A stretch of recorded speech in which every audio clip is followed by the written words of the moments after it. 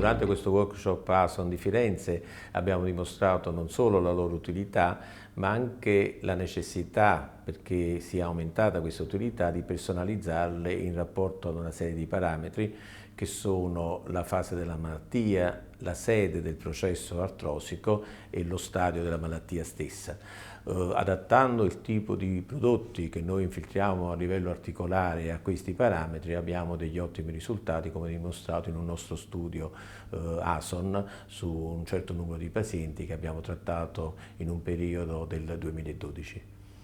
Noi abbiamo voluto rilevare l'importanza del peso molecolare nel trattamento infiltrativo. Molti prodotti vengono infiltrati, molti prodotti sono unici, mentre per l'acido ialuronico c'è una notevole varietà che è caratterizzata soprattutto dalla varietà di questa caratteristica, il peso molecolare. Peso molecolare significa un peso molecolare basso nei processi iniziali, quando ancora c'è una cartilagine da proteggere, e in questi casi l'acido ialuronico serve ad una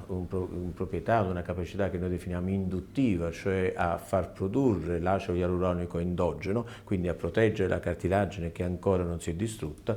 fino a prodotti ad alto peso molecolare che invece vengono utilizzati nelle forme più gravi, nelle quali non c'è più una cartilagine da proteggere, ma invece una cartilagine che deve essere, essendo quasi del tutto deteriorata, un ginocchio che deve essere protetto dal punto di vista della lubrificazione e dell'ammortizzazione dei carichi. Nel nostro studio abbiamo cercato di identificare questa differenza di trattamento,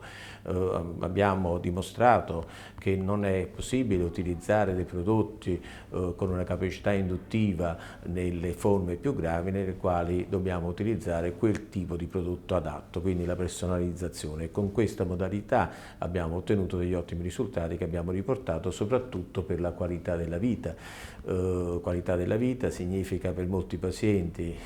riuscire in qualche modo a risolvere o a tirare avanti rispetto a una prospettiva chirurgica e quindi migliorare le proprie condizioni di vita e di relazione. L'atto chirurgico non può essere evitato quando il processo è particolarmente grave e progressivo dalle infiltrazioni, però consideriamo che con l'allungamento dell'età della vita, soprattutto nelle donne, molto spesso i soggetti che dovrebbero arrivare all'intervento chirurgico, che dovrebbero operarsi, sono soggetti molto anziani, in cui delle comorbidità, dei processi patologici, delle condizioni generali non consentono la soluzione chirurgica. E allora in questi casi bisogna attuare tutta una serie di sistemi che migliorano, come dicevo prima, la qualità di vita di questi pazienti che non possono o anche non vogliono operarsi. E in questo caso, quindi non alternativo all'atto chirurgico, ma in qualche modo sostitutivo quando l'atto chirurgico non può essere realizzato o nei soggetti giovani, troppo giovani ancora per operarsi, alla sua validità.